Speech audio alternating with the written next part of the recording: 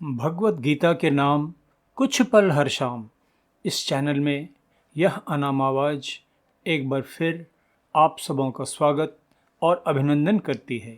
साथियों, आज के एपिसोड में आप सबों के बीच प्रस्तुत है भगवत गीता द्वितीय अध्याय का 14वां तथा 15वां श्लोक। मात्रा स्पर्शास्तु कौन्तेय शीतोष्ण सुख दुखदा आगम पायिनः अनित्याः तान् तितिक्षस्व भारत यं हि न व्यथयन्ति एते पुरुषं पुरुषर्षभ सम दुख सुखम धीरम स अमृत्वाय कल्पते। इन श्लोकों के अर्थ इस प्रकार हैं। हे कुंती पुत्र, सर्दी गर्मी और सुख दुख को देने वाले इंद्रिय और विषयों के संयोग तो उत्पत्ति और विनाशशील होने के कारण अनित्य हैं।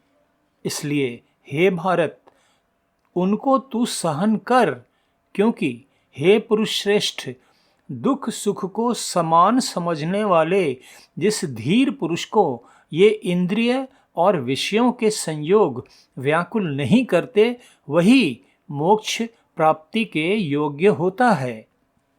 साथियों, इन दोनों श्लोकों की व्याख्या करने के पहले आप सबके साथ अपना एक निजी अनुभव शेयर करना चाहता हूँ।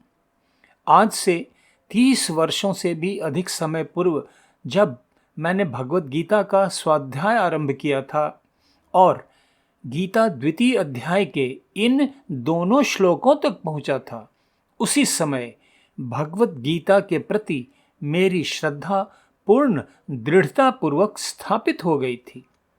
स्वाभाविक है, आप सब इसका कारण जानना चाहेंगे। तो साथियों, एक शाश्वत प्रश्न जो हम सभी के भीतर स्वाभाविक रूप से जीवन में कभी न कभी उठता ही रहता है, यह कि बचपन से ही तो हम सब सुनते आए हैं कि इस सृष्टि का रचयिता परमात्मा सर्वशक्तिमान है, सर्वज्ञ है, परम दयालु है। तो मन में दो प्रश्न उठते हैं। पहला प्रश्न कि फिर ये संसार इतना दुखमय क्यों है, और दूसरा प्रश्न कि हम सब इस दुख से कैसे मुक्ति पा सकते हैं। भगवत गीता के इन दो श्लोकों में इस शाश्वत प्रश्न का उत्तर स्पष्ट रूप से निहित है। साथियों, योगेश्वर श्री कृष्ण अर्जुन को स्पष्ट निर्भ्रांत उपदेश कर रहे हैं, आदेश दे रहे हैं कि जीवन में इंद्रियों तथा विषयों के संयोग से प्राप्त होने वाले सर्दी गर्मी दुख सुख आदि जैसी स्थितियां तो आती जाती ही रहती हैं, इसलिए इन्हें सहन करना सीखो। तान तितिक्षस्व भारत। इसके बाद श्री कृष्ण अर्जुन को समझाते हैं कि जीवन में आती जाती रहने वाली ये स्थितियां जिस मनुष्य को विचलित नहीं कर पाती हैं, जो इन बदलती स्थितियों में भी समान रूप से धैर्यवान अर्थात स्थिर बना रहता है, ऐसा व्यक्ति ही वास्तव में अध्यात्म रूपी अमृत तत्व को पाने का अधिकारी होता है। तो साथियों, क्या सीखा हमने?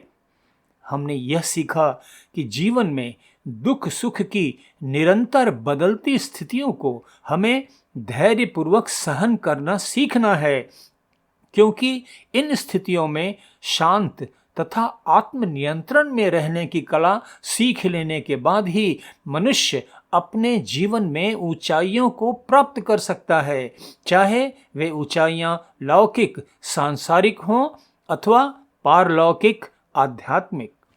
साथियों, जिस प्रकार हमें इंद्रियों के माध्यम से कभी सर्दी कभी गर्मी का एहसास होता रहता है, अनुभव होता रहता है, वैसे ही जीवन में कभी दुख तो कभी सुख, इस प्रकार की अनुकूलता प्रतिकूलता की स्थितियों की अनुभूति भी हम सबको होती ही रहती है।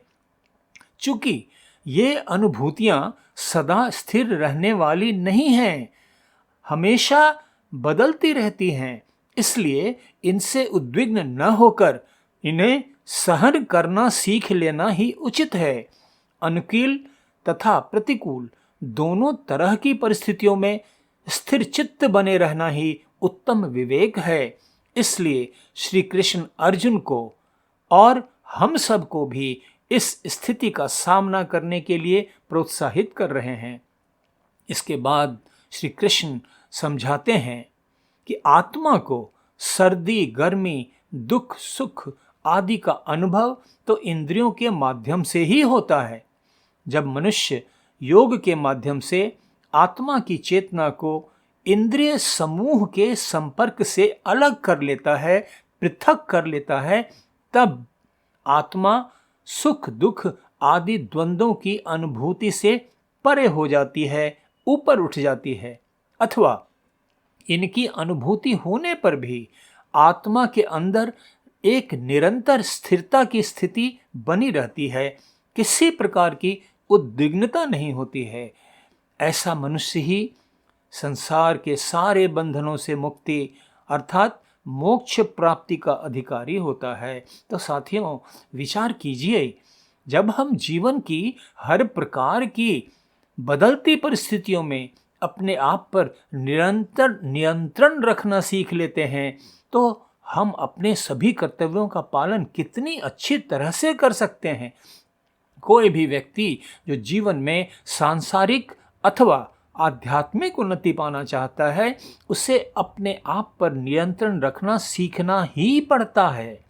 भगवद गीता का यह मंत्र हम सबके जीवन मूल्यों को उच्च स्तर पर ले जाने का एक महत्वपूर्ण सूत्र है। इसे आत्मसात करना हम सब के लिए आवश्यक ही नहीं बल्कि अनिवार्य है। जीवन का कोई क्षेत्र, चाहे पढ़ने लिखने वाले छात्र हों अथवा नौकरी या व्यवसाय करने वाले व्यक्ति हों या घर परिवार की सुख सुविधा का ख्याल रखने वाली गृह लक्ष्मी हों, जब सभी लोग जीवन की हर परिस्थिति में अपने आप को संभाव की स्थिति में रखते हुए जीना सीख लेते हैं, तो जीवन कितना आसान, शांतिपूर्ण और सुखदायी हो जाता है।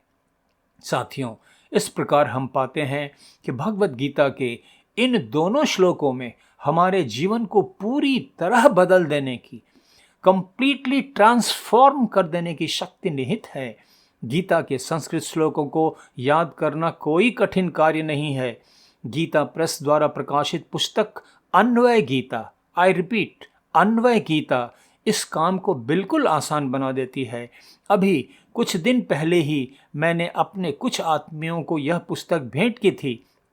मात्र 70 रुपीज़, 70 रुपये मूल्य की यह पुस्तक गीता के स्वाध्याय तथा गीता के श्लोकों को याद करने का काम बहुत आसान बना देती है। तो साथियों, इसी के साथ आज का यह एपिसोड यहीं समाप्त करता हूँ। भगवद गीता द्वितीय अध्याय के 16वें श्लोक के अर्थ तथा व्याख्या के साथ कल फिर आप सबों के बीच उपस्थित होऊंगा। साथियों, जल्द ही भगवद गीता की इस प्रस्तुति को अंग्रेजी भाषा में भी प्रस्तुत करना आरंभ कर रहा हूँ, ताकि छात्रों तथा कॉरपोरेट जीवन से जुड़े लोग भी गीता के इस अमूल्य ज्ञान से लाभान्वित हो सकें। धन्यवाद। नमस्कार।